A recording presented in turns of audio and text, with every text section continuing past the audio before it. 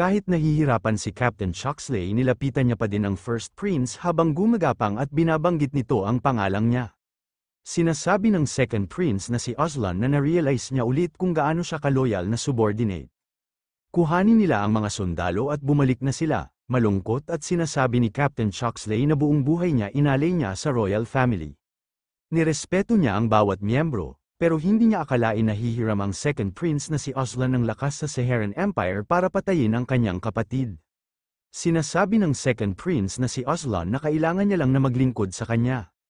Kahit ang kaharian ay may mga nangyayari na kaguluhan at samantala na wala na si ama at si kuya. Napatay ang mapurol na Crown Prince matapos subukan na pabagsaking si Duke Greed. Kung sasabihin nila yan, nakakasigurado siya na magiging kalmado ng mabilis ang lahat. Naisip niya bang patayin si Prince Ren kahit na ang resulta ng ekspedisyong ito? Gaano na niya ito katagal pinaplano? Ang Locan family ay naglilingkod sa Ethnal sa mga henerasyon. Hindi niya akalain na kailangan nilang mag-alay ng loyalty sa masamang tao na kagaya nito. Nakakadismaya, kahit umiiyak sa galit si Captain Chuxley, sinasabi niya pa din kay Second Prince na susunod siya dito. Sa isip-isip ng Second Prince na si Aslan na dahil lang sa dalawang tao ang ipinanganak at ang isang ay mas maaga ng 1 taon at ang isa ay magiging hari. Habang ang iba ay kailangang mabulok sa gilid, hindi niya akalain na ang hari ay magdedesisyon ng ganyan. Ito ay katangahan. Pagkalipas ng 1 linggo, Ethnal Kingdom, 406 years, February 17. Habang namatay na ang ika-13 na hari na si Visbaden, minana ng Second Prince Aslan ang trono. Ethnal Kingdom, 406 years, February 21, ang ika-14 na haring na si Aslan ay umabot sa following conclusion. Sinasabi ni King Aslan na bagaman si Duke Greed ang pumatay kay Prinsipe Ren, mas matindi ang krimen niya sa paglusob sa bayaning nagligtas sa kaharian. Siya si Aslan, ang hari ng Ethnal, papatawarin niya si Duke Greed. Pinalaya si Greed mula sa mga akusasyon, at ipinakita nito na matatag pa rin ang posisyong nito bilang isang Panginoon. Masayang sinasabi ni Greed na nagpadala ng isa pang regalo si Haring Aslan. Medyo mabait siya, mas mahusay siya kaysa sa naunang hari. Dismayado at sa isip-isip ni Lawel na kung si Prinsipe Ren ay buhay pa, ang mga handog na tulad nito ay wala lang. Naging magulo ang mga plano niya, tiyak na ginawa ito ni Aslan. Pero wala siyang ebidensya, mas maganda pa ang pinapakita niya kumpara sa dating hari at pinigilan niya si Mr. Greed na magreklamo. Ito ang perpektong pagkakataon para malampasan ang royal family. Hindi lang yan, pagkatapos na maging hari si Aslan, naging sobrang cooperative ang empire.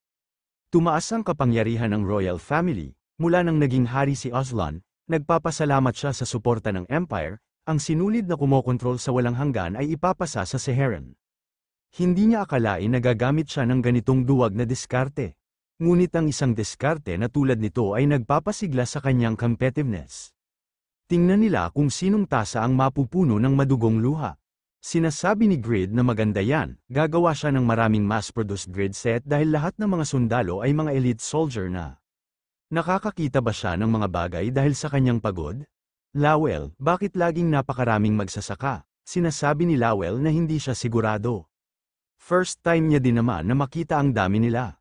Tinatanong ni Piaro kung magtatrabaho na ba siya, Panginoon ko. Tinatanong ni Greed si Piaro kung saan niya kinuha ang lahat ng magsasaka na ito. Sinasabi ni Piaro na kinuha niya sila sa mga bundok ng Altes. Mga nasa 850 sila, sa isip-isip ni Lawel na obvious na nagsisinungaling siya. Sinasabi ni Greed na good job, well, I guess may minority tribe na naninirahan sa mga bundok. Nagtataka siya kung nasaan siya sa gitna ng digmaan. Napatingin si Royman kay Piaro at napabulong siya kay Piaro at sinasabi nito na kailangan bang magsabi ng kasinungalingan. Ang mga bilanggo ay mula sa Royal Army ng Ethnal, sinasabi ni Piaro na sila ay nabibilang sa mga field kaysa sa hukbo. Siyempre, sasanayin niya rin sila bilang sundalo, sa ganoong paraan, kung sakaling may mangyari, maaari silang lumaban bilang mga sundalo. Pagsasaka ay kung saan ipinanganak ang tunay na lakas. Ito ay hindi isang gawa-gawa ng panlilinlang sa aking Panginoon. Nakikita nating si Greed na nasa field at sinasabi nito na first time niya sila nakita. Hindi niya ba kailangan ng sombrero, 100 gold ito? Sumisigaw at tinatanong ni Herent kung bakit ang mahal. Ginagawa niya ito dahil sa quest, hindi nalalaman ni Grid na lalong lumalakas ang Raiden. At ang mga epekto nito ay kumalat din sa totoong mundo. Sa isip-isip ni Bonnie na inabot siya ng 3 araw para mag-edit. Bubuhayin nitong muli ang kanyang pangarap na maging global journalist. Ito ang highlight kung paano niya pinatawad ang prinsipe. Ang dramatic appearance at twist, talagang star si Grid. Si Rail Smith ay nagpadala sa iyo ng email, nagulat si Bonnie sa natanggap niyang email at si Lowell pala ito at sinasabi nito na hindi niya akalain na taken talaga siya ni Lowell. Naalala niya ang sinabi ni Lowell at sinasabi nito na may 2 kondisyon sila. Ang una ay dapat niyang bayaran ng overgeared ng 40% ng pera na makukuha niya tungkol sa mga may kaugnayan kay Mr. Grid. Pangalawa, tanggalin niya ang eksenang kung saan pinabalik niya ng buhay si Prince Ren. Sinasabi ni Bonnie na bagaman ang distribusyon ay 2 beses sa normal na rate. Worth it naman kaya okay lang siya. Ang huling eksena ay maaaring magpatibay sa kasikatan at kawalang kasalanan ni Grid. Narinig niya na may nagsumbong sa kanya ng isang bagay. Dahil ba may pagkakataon na hindi maintindihan ng mga tao at isipin na sinaktan niya siya mula sa likod? Lubos na bata talaga siya, nagtataka siya kung ilang taon na siya. Well, wala siyang pakialam basta marami siyang views. Pagkalipas ng 2 araw, na-stream ang video, na 9 na oras ang haba. Si Raiden, si Captain Choxley, at ilang mga bagong mukha. Ang hukbo ng Raiden at ang individual na lakas ng Raiden. Ang tunggalian sa pagitan ng puwersa ng mga player at ang naghahari sa loob ng Satisfy ang nagsilang ng maraming function. Ang tagumpay ay naging inggit at pagseselos ng mundo, at ang natalo, na muling dumanas ng malaking pagkatalo sa publiko, at ang isang legend ay sa wakas ay lumitaw, hindi pa nabubunyag ang pagsasanib ng Silver Knights Guild at si Yura. Ang media ay walang idea kung ano ang niluluto ng Raiden, at tulad ng hangin na lumipad at nagkalat ng mga binhi, isang binhi na ibinuhos sa Raiden ay umunlad sa malayong lupain. Sinasabi ng lalaki na dahil ang mga bagay-bagay ay kumalma na sa loob, ito na ang oras para magsimula sila sa labas ng mga bagay. May lugar na karapat-dapat na makatanggap ng biyaya ng Diyos sa Rebecca. Ito pala si Damian at sinasabi nito na iniisip niya na magtayo ng temple sa Ethnal. Damian unang hindi NPC na naging Pope, 14 na napapa. Siya ay isang tao na gustong protektahan ang Raiden. 10 araw pagkatapos ng Raiden invasion, sinasabi ng lalaki na ilang oras na siyang hindi nakakabuka ng bewang. Sinasabi ni Piaro na huwag yumuko ang kanyang mga tuhod habang nakayuko ang kanyang baywang. Ang pagiging komportable ay humahadlang sa kanyang pagsasanay at nagpapahina sa kanyang katawan. Sinasabi ni Herent na sobrang daming requirements, hindi ba torture lang ang posture ng ganyan? Sa isip-isip ni Herent na mababaliw na siya, akala niya ay tratrato niya sila na parang mga bilanggo, pero sa halip, sinasanay niya sila. At ang quest reward ay isang aura increase, sinasabi ni Herent na bakit niya ito ginagawa. Kung ito ang paraan niya para maging subordinate siya ni Grid, mas mabuti kung sumuko na siya. Sinasabi ni Piaro na nakikita niya ba ang bundok na yon? Ang pagsasanay ay katulad nito, alikabok, bato, maraming bagay na tila walang kahulugan ang nakasalansan at nagiging bundok. Sa isip-isip ni Herent na pagsasanay para sa kanya. Ang taong ito ay tapat, sinasabi ni Piaro na 1 linggo mula ngayon, lilinisin ang daan patungo sa kabundukan ng Atlas. Kung magtatrabaho siya sa ganyang kainan katawan, sino ang magpapabaligtad ng lupa? Inutos ni Piaro na tumayo siya dyan, may dumating at sinasabi nito na panahon na ba ng pagtatanim ng palay? Nagtataka at tinatanong ni Herent sa isip niya kung sino ang dumating. Biglang sinugod ni Piaro ang kaka-rating pa lang na tao. Sinasabi ni Herent na isang user, parang isa pa ang malapit ng mapahamak na baliw na magsasaka. Hindi niya makita ang nickname niya dahil sa sombrero. Madali lang naman na iwasan ng lalaki ang pag-atake ni Piaro. Hindi makapaniwala at gulat at sinasabi ni Herent na nablock niya yung atake. Sino siya? Sinasabi ni Piaro na lumakas na naman siya. Kahanga-hanga, tumatawa ang lalaki at kinakamusta si Piaro. Ito pala si Kraugle at sinasabi nito na bago siya makarating sa estado na gusto niya, may kailangan siyang wasakin na isang pader. Sa tingin niya para mabasag niya ang pader na yan, kailangan niya ang tulong niya, Senior. Kraugle, first in the unified rankings. Sinasabi ni Asmathel na aalis na sila sa long spear training dito. Bago lumamig ang kanilang mga kalamnan, tumakbo silang ng 1 lap sa buong disyerto. Sinasabi ng mga sundalo na yes sir, Tara na, sinasabi ni Azmethel na nagpapasalamat siya sa mga equipment na binigay ng Panginoon, tumaas ang kanilang moral. Maayos na silang sumusunod sa pagsasanay, tumaas ang pagtitiwala nila sa Panginoon. Naging mga pinagkakatiwalaang sundalo sila, nagbuntong hininga si Lord at para may gusto sabihin. Tumatawa at sinasabi ni Azmethel na sa mata ng anak ng Panginoon parang hindi pa sila gaanong maaasahan. Hindi niya akalain na ang isang buwang nagulang na sanggol ay magbubuntong hininga. Kumaway si Lord kay Azmethel at parang may gusto talaga sabihin. Tumatawa at sinasabi ni Ruby na hindi pa nauunawaan ng baby ang kanyang mga salita. Malamang nag-react lang siya dahil nakakarinig siya. Sinasabi ni Azmethel na malamang tama siya, Miss Ruby. Sinasabi ni Ruby kay Lord kung gusto niya bang makita ang magician's training. Parang sumang-ayon naman si Lord kay Ruby sa galaw ng kanyang reaksyon. Nagtataka at sa isip-isip ni Azmethel na mukhang naiintindihan niya talaga si Miss Ruby. Ito ay kahanga-hanga, baka siya ay magiging isang hindi kapani-paniwalang scholar o magician. Sa nakikita niya mukhang hindi siya interesado sa kanyang pagsasanay. Dumating si Piaro at sinasabi nito na nakita niya ang mga sundalo na tumakbo. Maaari niya ba gamitin ang lugar na ito? Tinatanong ni Azmethel kay Piaro kung sino ang kasama niya dito. Sinasabi ni Piaro na may isang bastos na kliyente na nagsasabing kailangan niya siyang kalabanin para mahanap ang daan pasulong. Kaya nagplaplano siya na makipag-sparring sa kanya. Sa isip-isip ni Kraugle na first time niyang makaramdam ng energy kaya mahirap sukatin mula noon si Piaro. Sinasabi ni Azmethel na kung yan ang gusto niya, sinasabi ni Piaro na bago sila magsimula, magtatanong muna siya sa kanya. Sabi niya kailangan niyang dumaan sa isang pader bago niya maabot ang kanyang layunin. Tinutukoy niya ba ang pagiging sword saint? Sinasabi ni Kraugle na bagamat kandidato pa lang siya. May nakatingin sa malayo at sinasabi nito na tama ba ang narinig niya? Layunin niya na maging isang sword saint, ito pala si Hearn. Nagtataka at sinasabi nito na may iba pa bang may titulong sword saint candidate? Sino ang lalaki na yan? Sinasabi ni Azmethel na parang ang mga magsasaka kamakailan ay bumuo ng kakaibang libangan. Labas, bawal ang lugar na ito sa mga tiga-labas, hindi makapaniwala si Hearn at sa isip-isip nito na ano. Hindi niya akalain na mahahanap niya siya sa kabila ng pagbura niya ng mga bakas niya gamit ang kanyang aura.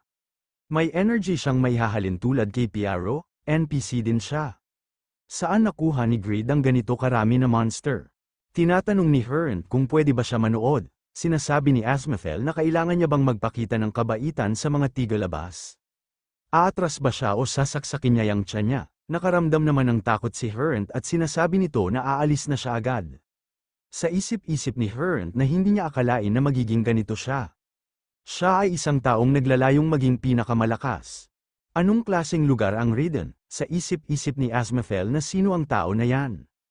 At gusto niya maging isang sword saint. Sa isip-isip ni Piaro na pagkatapos talunin ni Mueller ang isang archdemon, 100 taon na hindi ito naipanganak. Nakumpirma niya na ang talent ng taong ito sa pamamagitan ng sparring laban sa kanya noong nakaraan. Kung may taong kayang lampasan siya balang araw, siguradong siya yun. Sinasabi ni Ruby kay Lord na babalik na ba sila, hindi nakapag-aral ang tita niya kanina dahil siya ang nag-aalaga sa kanya. Tinatanong ni Azmethel kung babalik na ba sila Miss Ruby? Sa isip-isip ni Piaro na hindi niya akalain na siya ay naglalayong maabot ang isang plane na kahit siya, ang dating pinakamalakas sa kontinenteng ito, na maaaring maabot. Ito ang first time na naramdaman niya na kumulo ang kanyang dugo. Sinasabi ni Piaro na mabuti, tatanggapin niya ang sparring sa kanya. Sa isip-isip ni Kraugle na sa wakas magsisimula na ang quest.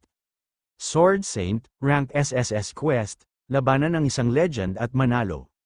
Sinasabi ni Kraugle na hindi niya maisip na matatalo niya ang isang legend, sa kabila ng hindi pa siya ang pinakamalakas.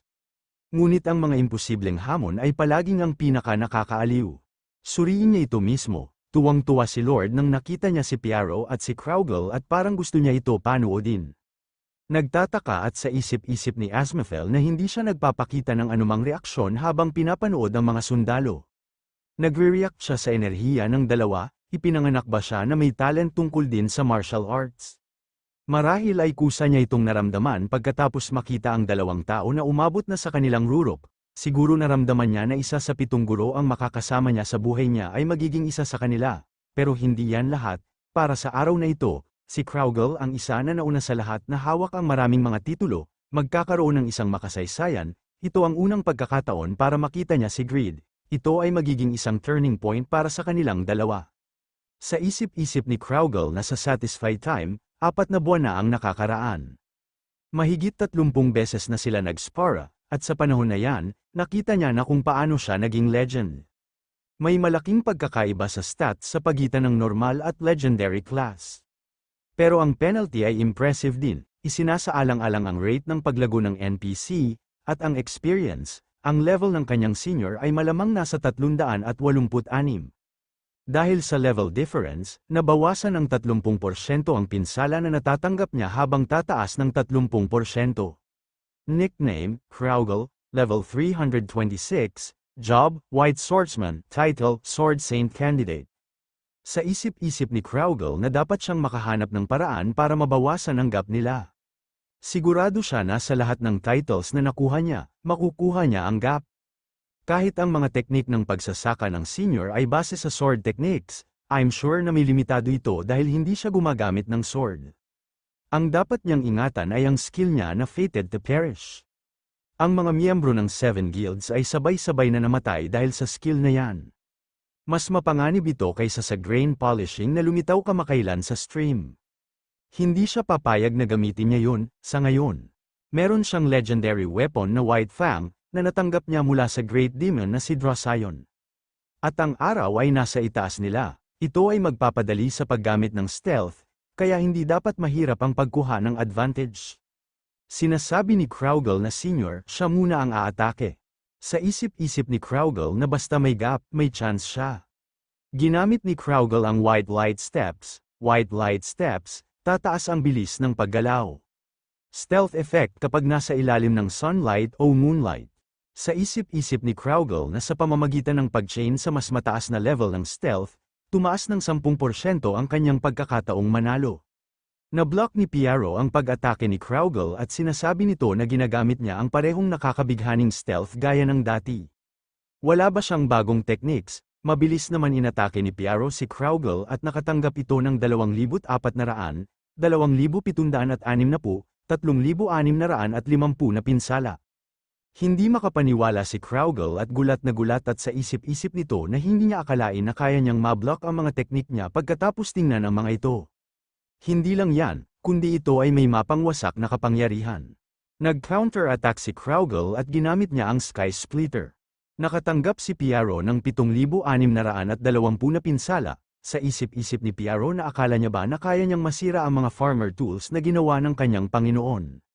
Parang nadagdagan ang lakas nito, sa isip-isip ni Kraugle na bagamat medyo nakakabahala ang paggamit ng Sky Splitter, isa itong ultimate attack na pinagsasama ang lakas niya at ang physical attack power ng kalaban.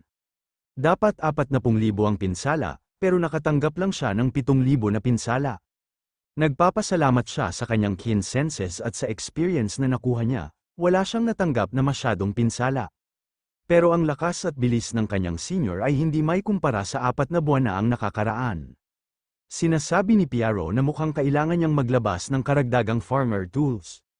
Sa isip-isip ni Kraugle na nagkamali siya, hindi niya akalain na ang pagkakaiba sa level ay nagiging napakataas na formula ng pinsala at hindi niya ito matamaan ng tama. Mahigit 400 na ang kasalukuyang level ng senior, nakaranas ka ng 13,400 pinsala. Dahil sa malakas na impact, naging manhid ang senses sa kanang braso mo ng 1 segundo. Hindi niya akalain na siya ay isang Sword Saint candidate, na hindi man lang makapag-react sa mga pag-atake ng kanyang senior. Hindi namamalayan ni Piaro na tinamaan siya ni Kraugle, nag-counter-attack naman agad dito si Piaro at sinasabi nito na kinikiliti lang siya nito. Ginamit ni Piaro ang free farming method fourth style, plowing. Nagulat si Piaro na nakatanggap siya ng pinsala, nakatanggap siya ng 5,520, 5,570, 4,220 na pinsala. Sa isip-isip ni Kraugle na sa wakas nakabalik na ang kanyang sense. May isang pagkakataon na siya, kailangan niyang gamitin ang East Continent Sword Techniques. Ginamit ni Kraugle ang Storm Sword, nakatanggap si Piaro ng 3,740, 2,660, 3,250, 2,820 na pinsala. Sa isip-isip ni Piaro na patuloy niya siyang kina-counter-attack. Ibang klase ang lakas niya kumpara sa Panginoon niya. Sinasabi ni Piaro na ang laban na ito ay sobra siya pinapasaya. Ginamit ni Piaro ang sowang at rapid growth, sa isip-isip ni Kraugle na ito ay isang legendary skill. May natitira pang 70% na vitality si Senior, habang siya ay nasa kalahati na lang. Mas maraming stamina din ang nagagamit niya kaysa sa kanya. Sa pagkakaiba sa paggamit ng stamina, hindi niya nababawasan ang gap ng kanilang level. Gumamit si Kraugle ng Meteor Sword, gulat na gulat at hindi makapaniwala si Kraugle at sa isip-isip nito na isang rake. Na-block ng isang rake ang pinakawalan niya na Meteor Sword. Paano imposible na counter niya ang isang sword na gamit lang ay ang farming equipment? Hindi dapat siya matinag, hanggat kaya niyang panatilihing isantabi ang kanyang strong points, maaari madagdagan ang kanyang mga pagkakataong para manalo. Isa lang, kung sino ang mananatiling kalmado hanggang dulo ay maaaring manalo. Naputol ang mga rake ni Piaro at napaatras ito, sa isip-isip ni Piaro na natuklasan niya ba ang mga kahinaan ng mga farming technique niya. Hindi niya akalain na sisirain niya ang farming equipment niya. Isang insight na hihigit sa kanya, hindi ka panipaniwalang ang mga abilities sa pag-control, at battle sense niya. Sinasabi ni Piaro na hindi niya kayang magtago, hindi ba siya cool na tao? Ginamit ni Piaro ang natural state, mabilis niyang inatake si Kraugle at tumalsik ito pataas. Sa isip-isip ni Kraugle na legendary skill din ba ito? Sobrang bilis, lampas sa inaasahan niya ang agility niya. Halos hindi niya ito mablock gamit ang Kin Senses. Hindi niya ito mablock. Ang Kin Senses ay hindi sapat para sundan ang kanyang mga galaw. Kahit isa siyang legend, lampas siya sa inaasahan niya, at 4 na buwan na lang, si Piaro ay nakikipag-sparring kay Greed at hindi mabilang na iba pang mga ranker, kaya siya ay nag-improve ng husto. Nakipaglaban si Kraugle sa isang Piaro na ang mga pangil ay nasa pinakamatalim. Sa isip-isip ni Kraugle na kung maaari niya gamitin ang White Light Sword para kunin ang kanyang sense, kung gayon ay makaka-chain siya ng maraming pag-atake, ngunit ang mga legends ay may mga resistant sa abnormal status, kaya ito ay pointless.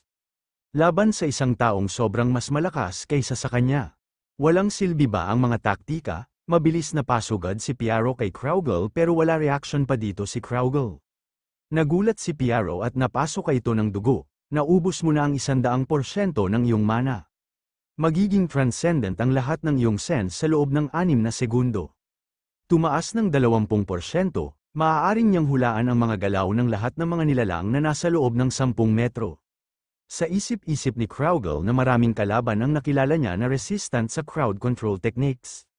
Ngunit nagawa niya silang talunin lahat gamit ang pag-control lamang. Hindi niya pa naabot ang rurok at ito ang isang dahilan lamang. Dapat siyang bumalik sa mga nakaraang karanasan niya.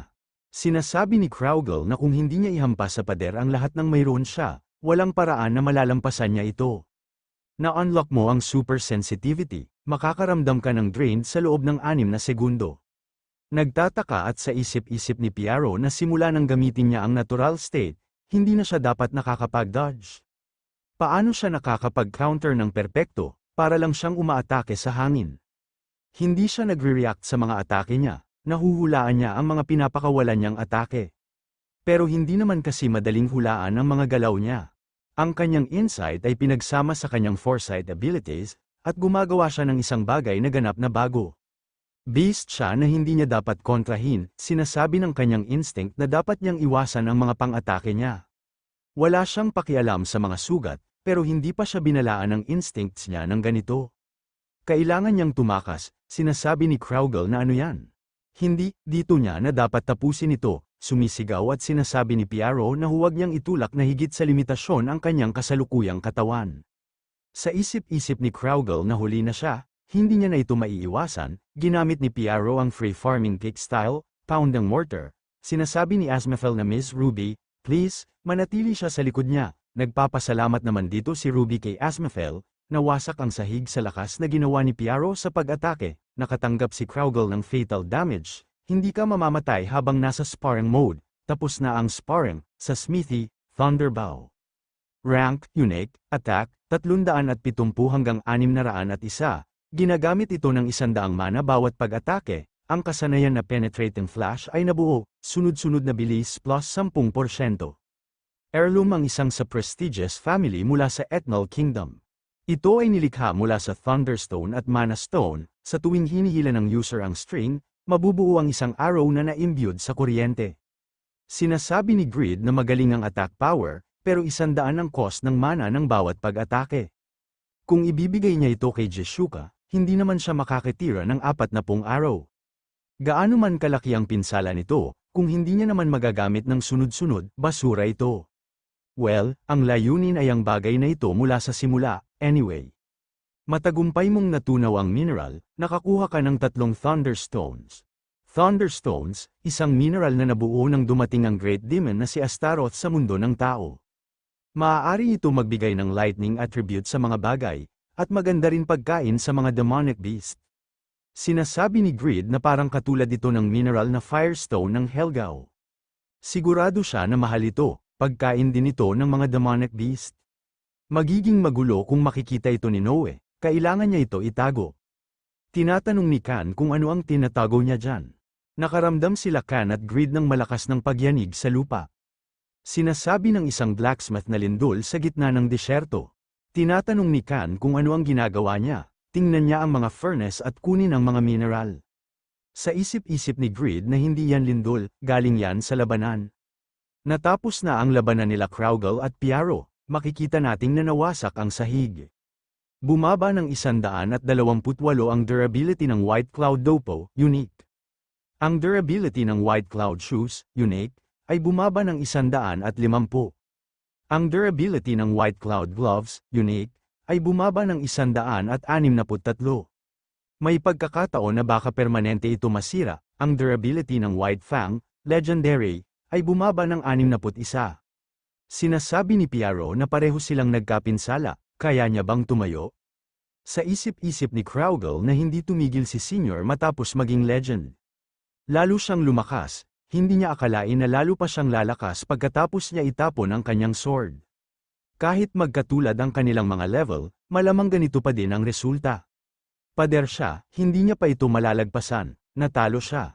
Pero nakita niya na ang daan na kailangan niya puntahan, kaya wala siyang dahilan na hindi maging masaya. Sinasabi ni Kraugle na hindi na siya makapaghintay na tingnan kung paano niya siya masusuprisa sa susunod, Senior. Sinasabi ni Piaro na kinuha niya ang mga sasabihin niya. Mukhang kailangan niya pang maghanda ng isa pang puso kung sakali. Biglang bumaba si Lord at para may pupuntahan, sinasabi ni Piaro na Mr. Lord. Pumunta ba siya dito para batiin siya? Kung shining talent si Mr. Lord, kaya niya ito ay polish. Pwede rin silang gumawa ng fieldwork, lumapit si Lord kay Kraugle at tuwang-tuwa. At parang may gusto itong sabihin, sa isip-isip ni Piaro na kaya subconsciously pinili ng Young Lord ang future. Siya ay isang taong hihigit sa kanya sa hinaharap, dapat siyang maging handa na hindi na maging pinakamalakas. Siya ang perpektong tao para maging master niya, Mr. Lord. Sinasabi ni Kraugle na Senior, kaninong anak siya, nakatitig siya sa kanya. May nagsalita at sinasabi nito na siya ang kanyang anak. Anong kaguluhan ito? Ngunit hindi niya akalain na ito ay sanhi ng isang dayuhan. Ito pala si Grid at sinasabi nito na ano ang ginagawa ng isang first place ranker sa kanyang teritoryo. Kraugle, biglang nagbigay-pugay si Piaro at sinasabi nito na Panginoon ko. Sorry, Panginoon ko, ang taong ito ay kilala niya, nakipag-sparring siya sa kanya. Dahil excited na siyang makita siya dahil matagal na silang hindi nagkita. Pero parang ang layo na ng narating nila. Babayaran niya ang mga nasira nila. Wala naman pakialam si Kraugle dito at mas nag-aalala pa siya sa sombrero niya dahil nasira ito. Sa isip-isip ni Grid na nang siya ay nakipaglaban kay Piaro, ang nais niya lang ay mabawasan niya ang HP niya hanggang kalahati. Salamat sa natutunan ng lahat ng uri ng mga pamamaraan, nagawa ni Piaro na maging isang ganap na legend, kaya kahit na ang pagbawas ng kanyang HP pababa sa kalahati ay mahirap. Ngunit sa kabila ng paggamit ni Piaro ng lahat ng kanyang lakas, siya ay naging magaspang. At ito ay laban sa normal na klase, nagbigay-pugay naman si Kraugle kay Grid at sinasabi nito na parang wrong foot ang simula ng una nilang pagkikita. Siya ay humihingi ng paumanhin, ito ay isang bagay na nangyari dahil sa kanyang pagkamakasarili. Kaya babayaran niya ito, sinasabi ni Grid na as expected sa first sa unified ranking, parang ang dami niyang pera. Nayanig ang buong Kastilyo dahil sa kanilang munting laban. Kaya niya bang i-handle yan? Nagtataka at sinasabi ni Piaro na Panginoon ko, sobra na yan. Sa isip-isip ni Asmaphel na aking kaibigan, ito ay hindi isang bagay na mauunawaan niya. Ang emosyon ng Panginoon ay katulad sa nararamdaman niya habang tinitingnan niya siya. Palaging may isang taong naghahamon sa isa sa rurok. Sinasabi ni Greed na magpasalamat siya na may nakilala siyang mabuting landlord. Maaari niya ito bayaran gamit ang kanyang katawan.